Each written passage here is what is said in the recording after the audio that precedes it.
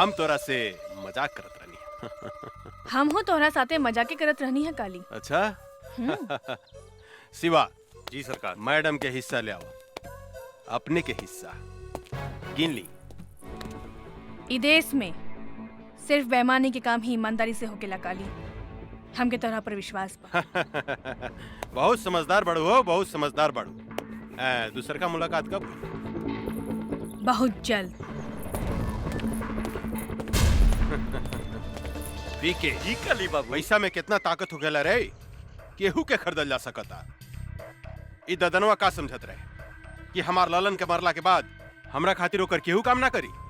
अब देखिए हम ओकरा के तरह बर्बाद करता नहीं। ए बागड़ माल ले जाके गोदाम में रख, हम एगो मीटिंग में जाता नहीं।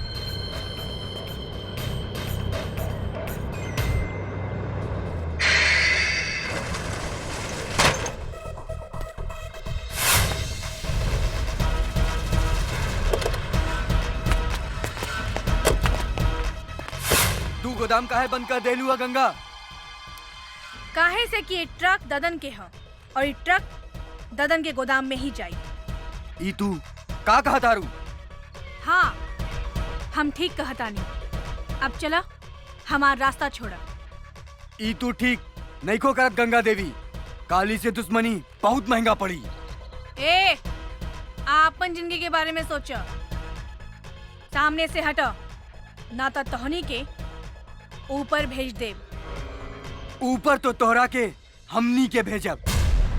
ए जोरे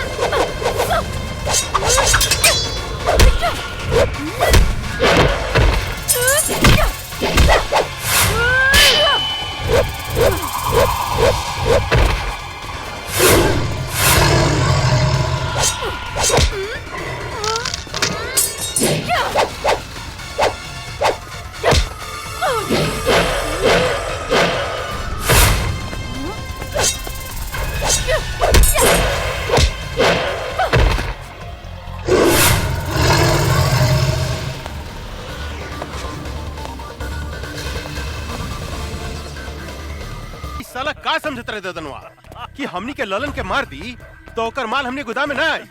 आज सारा माल हमने गोदाम में आ गई। मजा सरकार हैं? सरकार गंगा देवी तो गद्दार निकलल। वो हमनी के मार के ट्रक लेके भाग गई। ई का बोलता? हाँ सरकार, हम ठीक बोला तू था। सच बोलता री? हाँ हम ठीक बोला तानी। रे साला सांड जिसन होके गोरा से मार खा के आ गेली। लाज नहीं खलागा? चुल्लू भर पानी में डूब के मर जाओ। ये लड़की आग में हाथ डाले के कोशिश कैले बिया, हम ओकरा के जिंदा ना छोड़े। हमरा विचार से वो लड़की के इतना कमजोर मत समझी काली बाबू। हमने के जैसे आदमी के चुना लगा दिला। हमरा तो बुझाता कि वो ददनवे के कोनो आदमी रहे। सांप के मुंह में हाथ डाले के कोशिश कैले बिया, ओकरा के जिंदा चबा जम हम। काली पांडे के माल बचावल इतना आसान नहीं खे पीके, इतना आसान नहीं खे। काहे कि सांप के डंक में विष होखेला, बिच्छू के पोंछ में विष होखेला, लेकिन एक काली पांडे के अंग अंग में विष भरल बा। ददन से लेकर वो लड़की तक हम ऐसा डसेम कि ये धरती पर पानी ना मांगी। भगवान कसम। वाह बेटी, एकरा कहल जाला दिमाग। ऊ काली पांडे हमार जितना माल लुटले रहेल, ऊ सूद समेत वापस ले आइलू। आखिर बेटी केकर है बाबूजी? हमार यानी दद्दन पहलवान के। लेकिन आज के बाद तू अकेले बाहर मत निकलिया। हमेशा अपन आदमी साथे रखिया। मंगल, आज से गंगा के ध्यान तू रखिया। शेर आपन शिकार खुदे करेला बाबूजी। हमरा और बेटी है, 10 आदमी ला अकेले काफी बानी। जे कहे भाई जी, बड़ा जिद्दी बाड़ी राहुल लड़की। मतारी के सुख जौन बच्चा के ना मिलेला ऊ ऐसा ही होखेला मंगल। हमरा समझ से इनकर ब्याह करा दी भाई जी। तू ठीक कहा तारा मंगल। एकरा ला कौनो नीमन लइका खोजे के पड़ी।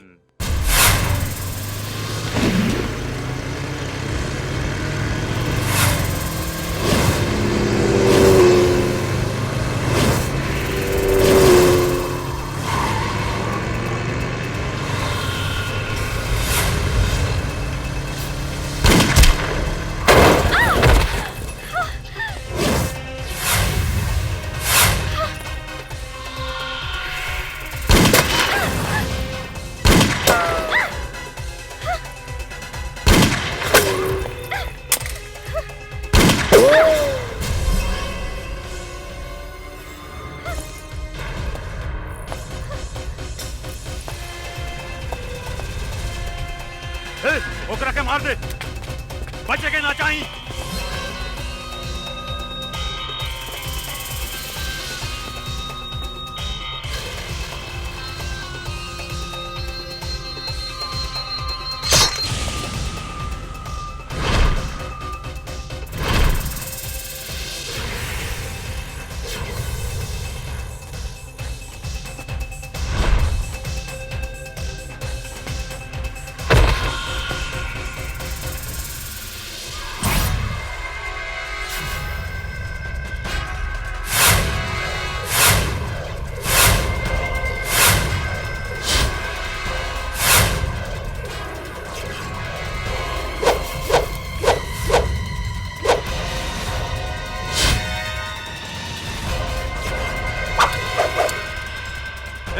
जाके ढूंढ के मार दे ओकरा के, ढूंढ ओकरा के।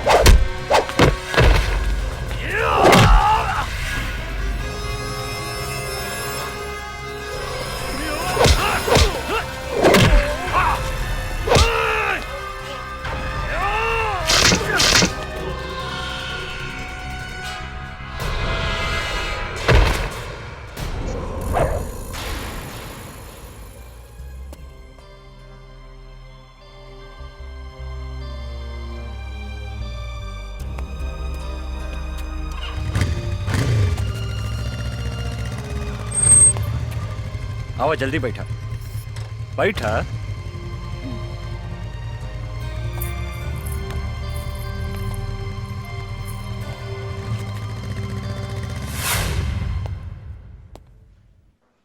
हमार बेटी कैसन बिया डॉक्टर साहब? ऊपर वाले का शुक्र मनाइए कि इस लड़के ने आपकी बेटी को सही समय पर हॉस्पिटल ले आया। अब इसको कोई खतरा नहीं है। अब आप इससे बात कर सकते हैं। धन्यवाद। आवा बैठा बैठा। हम तोहरा के कितना बेर कहनी की अकेले घर से बाहर मत निकला, लेकिन तू हमार कौनो बात ना सुनेलू। अगर तोहरा का कुछ हो जाई तब? बाबूजी, जिंदगी में तो छोट मोट घटना घटत रहेला। नो रिक्स नो गेम। चुप रहा, बेकार के बात मत करा। शुक्र मनावा की लड़का के वजह से तोहार जान बच गई। तोहार नाम का है बेटा? अर्जुन। कहाँ रहेला, काम का करेला? फिलहाल बेरोजगार बानी। इस शहर में अभी नया बानी, काम के तलाश में भटक रहल बानी। आज से तोहरा एने ओने भटकला के कौनो जरूरत नहीं खे। हमनी के काम थोड़ा टेढ़ा मेढ़ा बा, लेकिन खराब नहीं खे। अब आज से तू हमरा साथे काम करबा और तुहार सबसे बड़ा काम बा हमार बेटी के रक्षा करेंगे। मतलब आज से तू हमार बेटी के बॉडीगार्ड। जी।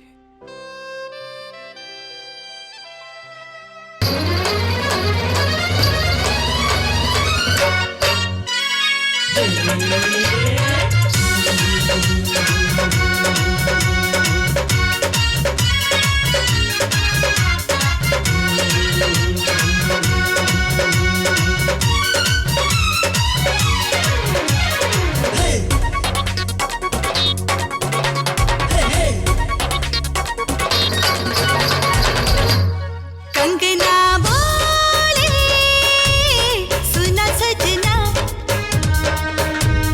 डोली कही आल अइबा हो तू हमार अंगना सजना बोले बाजी बजना डोली चढ़ के तू ही आएबो हमार आंगना। कंगना बोले कंगना बोले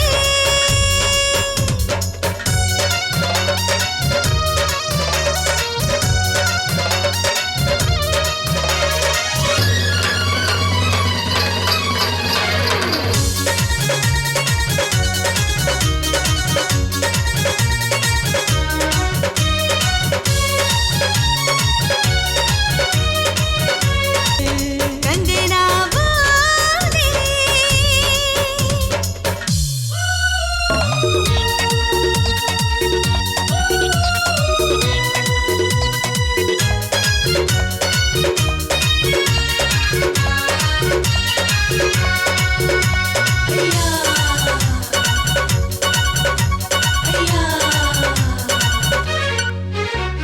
धड़कन में तो ही तन मन में तो ही रग रग में बाड़ो समाइल दिलवा में तो हर भइल बसेरा नैया के फुलवा फुलाइल हाय हाय हाय। धड़कन में तो ही तन मन में तो ही रग रग में बाड़ो समाइल दिलवा में तो हर भइल बसेरा नैया के फुलवा फुलाइल। भैनी दीवानी बनाला तू रानी भैनी दीवानी बनाला तू रानी मोहब्बत में मन बाटोले सजना बोले बाजी बजना डोली चढ़ के तू ही आएबो हमार आंगना।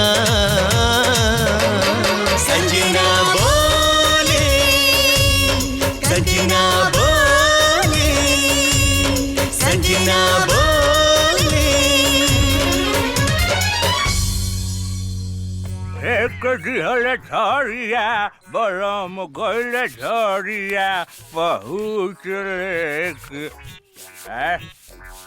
अच्छे हरदम मधुआ का नाम लेके हैं खाली काहे हमार बेइज्जती करवावत रहे आई एम बेइज्जती फील हमरा में कौन ऐसा कमी बात रे तोहरा में तो कमी है कमी बा के कहले रहे तोहरा के बुढ़ापा में तीसर का ब्याह करे के तीसर का ब्याह करी चाहे चौथा ब्याह करी ओकरा से तोरा मतलब 2 बीघा खेत बेच के तोरा बाप के हम तिलक देले बानी दहेज में आ सुन हम बुढ़ा गनी तो का हो सब कमुआ तो हम ही नु करत नहीं रे बर्तन मजवाते बारे लुगा धोवाते बारे गोड़ दबवाते बारे तो अब का लेबू बाबा जी के घर से हमर प्राण लेबू अरे बाप रे बाप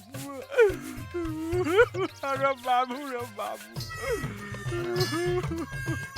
हम ने देखा साला के बैठ के बर्तन मजता और मेहरारू हुआ बैठ के लिपस्टिक लगावतिया है मऊगा कहीं का। अरे बर्तन धोला से और कपड़ा धोला से मेहरारू के प्यास ना बुझेला ओकरा औरी कुछ चाहिए। अरे ओकरा तो हमरे जैसन जवान मोरत चाहिए जवान।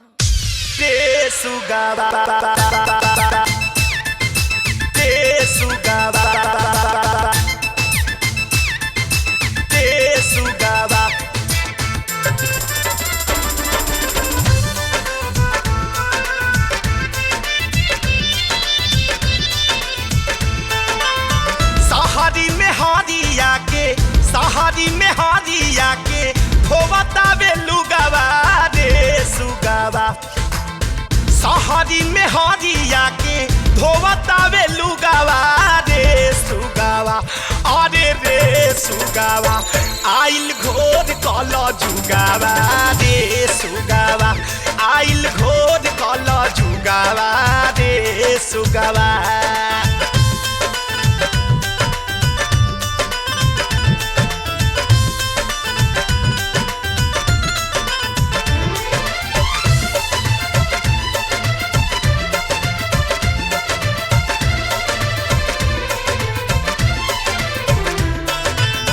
रोजे रोजे से जिया पे घोड़ा वो दबावे तेला वो लगावे कबो बेना वो डोलावे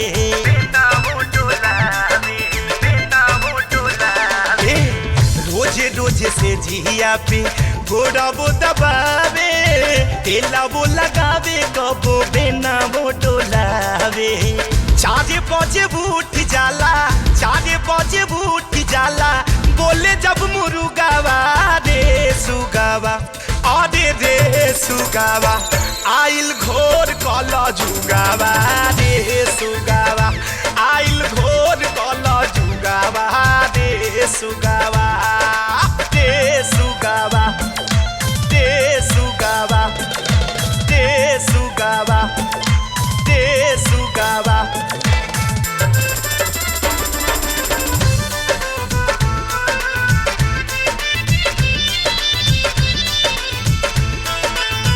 बेगल टका के जब जाले ई बाजारे लाली लगावे इहे केसिया सवारे केसिया सवारे बेगल टका के जब जाले ई बाजारे लाली लगावे इहे केसिया सवारे लुका पहिरावे रोजे लुका पहिरावे रोजे भइल बा मौगावा रे सुगावा अरे रे सुगावा आइल घोर कल जुगावा रे सुगावा आइल घोर कल जुगावा रे सुगावा ए आइल घोर कल जुगावा रे सुगावा आइल घोर कल जुगावा रे सुगावा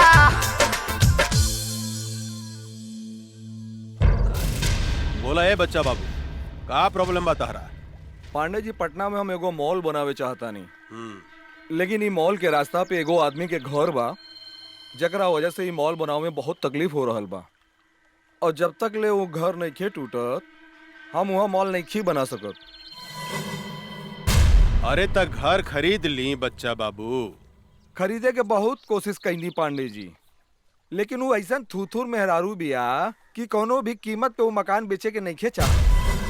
हम अगर ये घर खाली करवा देम तो कीमत का देम? हम अपने के 25 लाख रुपया दे दे पांडे जी। बच्चा बाबू हम अपने से कोनो सत्यनारायण भगवान के प्रसादी नहीं की मांगा। चलिए उठी हिस्सा मांगता नहीं हिस्सा। 25 लाख रुपया कोनो कम ना होला पांडे जी। अरे बुढ़बा के लेकर हुआ बात करत नहीं। अरे बच्चा बाबू हम बाबा हैं बाबा। लोग हमार दर्शन करे के 20-25 लाख रुपया यही दक्षिणा में दे देवेगा। परसेंट के बात करी बच्चा बाबू। अब परसेंट रहुए बताएं पांडे जी। 20%। ठीक बा हमरा शर्त मंजूर बा। जा तोरा बाबा के आशीर्वाद मिल गए बच्चा बाबू। अब मॉल बनावे के तैयारी करा जा। जी पांडे जी। ए बागड़ पटना चले के तैयारी करता रे। जी काली बाबू। वो जमीन हमरा कोनो भी कीमत पर चाहिए। कोनो भी कीमत पर वो घर पर हमनी के कब्जा करे के बा। 20% के सवाल बा यार। चल गाड़ी निकाल 2-4 गो आदमी रख। चल पटना। ठीक बा काली बाबू हम अभी निकाला तानी। ए गाड़ी निकाला सन।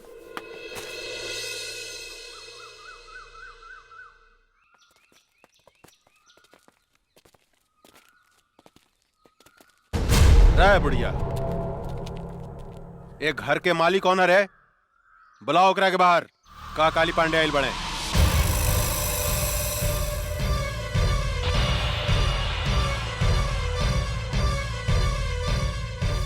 जानकी देवी। अरे तो बड़ा आश्चर्य की बात हो गई। एकरा के तो हमनी के मार डाले रानी सानू। फिर ई जिंदा कैसे हो गइल रे? पीके एकरा के चिंता ई परतपा के मेहरारू में बुझाती है। हमरो तो ओकरे में ररुए लेखा बुझातिया, लेकिन हम तो मार दिले रहनी, तो फिर ई जिंदा कैसे हो गई? पांडे जी, अरे ईता जानकी देवी के जुड़वा बहन जैसा लगातिया। ठीक कहा रे। अपन काल के पहचाने में गलती करत रे काली। हम जानकी देवी ही है। जानकी देवी तुहार मौत।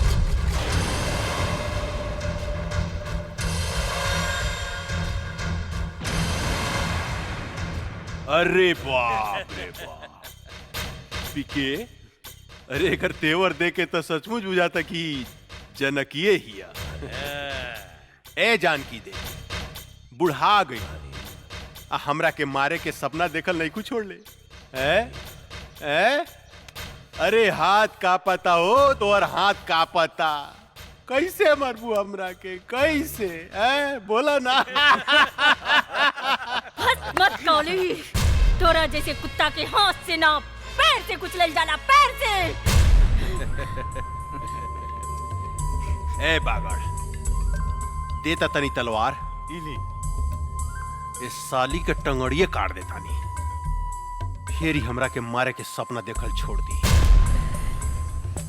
ए मन तक करता कि आज से 15 साल पहले जो खेल हम तोरा साथ ही खेल ले रानी, ओकरा के फिर से दोहराई। खेली पांडे जी खेली, हमनी के देखे में बड़ा मजा आएगा। चुप, हमरा मजा नानू आई रे, हमरा मजा ना आई। बुढ़ा गइल भी आई आ बूढ़ पुरनिया के साथे गंदा काम ना कइल जाला, बुझले साली? माई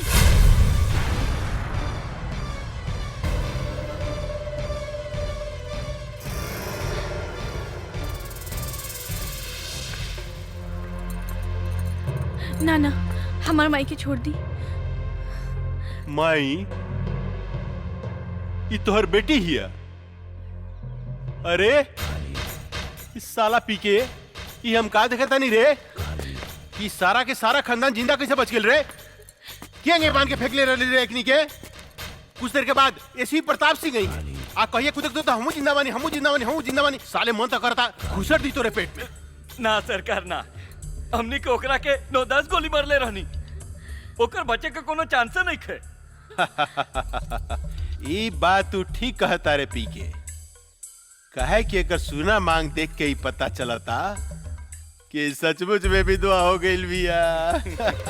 रे काली, हम अपन पति के चिता के आगे प्रतिज्ञा कैले बानी, तोरा खून से अपन केस बांधा। अरे बाप रे, कब्र में टांग लटकल बा, अब बात कर तरु शेरनी लेखा हैं?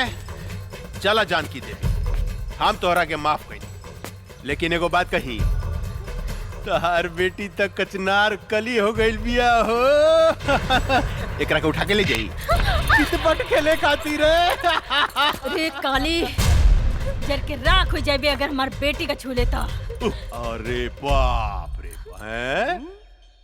तोहार बेटी कोनो आग बाड़ी जे हम छुएम तो जर के राख हो जाएम। आग बड़ी का हो? जवान लड़की आग से कम ना होला पांडे जी।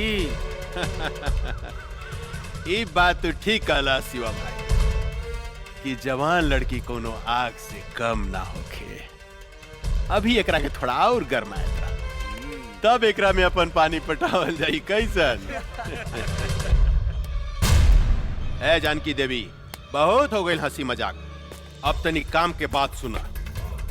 देखा, वैसे भी तू 2-4 महीना के मेहमान बाड़ू, अपन बेटी ला कुछ सोचा।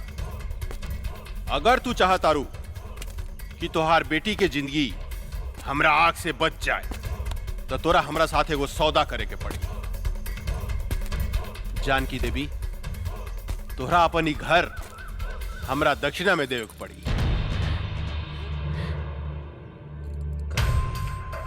पंडित हई, दान पुण्य करबू तब फायदा में रहबू। वैसे भी हम तोरा दरवाजा से खाली हाथ लौटे वाला नहीं खी। दोनों में से कोनो एगो चीज तोरा हमरा दान करही के पड़ी। तहार बेटी चाहे ई घर। अपन घर हम कोनो कीमत पे ना देब। अरे जानकी देवी, अगर तू अपन ही घर हमरा के ना देबू तो हम तहार बेटी के उठा के ले जाए, अपन भोग लगैला के बाद में कोठा पर बिठा दे। तनी सोचा तोहार बेटी के इज्जत के चिथड़ा चिथड़ा उड़ जाए। प्रताप सिंह के आत्मा बड़ा रोई। भरुआ है भरुआ, अपन बहन मतारी के दलाली कैली होबे, यही से तोरा हर औरत अपन बहन मतारी जैसे वैस्या लौकेला वैस्या। ए जनकिया, चिल्लाओ मत काली। पता नहीं कौन जात के साथ सूत के तोर मतारी तोरा के पैदा कैले हो की जे दूसरा के बहन बेटी की इज्जत करे के नहीं के जानत। राण की औलाद है तू हमार कुछ नहीं के बिगाड़ सकत। एगो बात याद रख काली, ई कमजोर औरत तोरा छाती के दर के मरुआ ना रुकनी तो एसपी प्रताप सिंह के पत्नी ना। ए साली हम चाही ना तो तुहार शरीर के मांस के छोटा छोटा टुकड़ा बना के सिको बना के खा सकता नहीं, लेकिन हम तोरा के वो मौका जरूर दे। बस 3 दिन के अंदर अगर ई घर तू हमरा नामे ना कैली तो तोरा बेटी के साथ हम हुए खेल खेलेम जन 15 साल पहले हम तोरा साथ खेले रहनी। याद रख, सिर्फ 3 दिन, सिर्फ 3 दिन। जानता नहीं तू हमरा के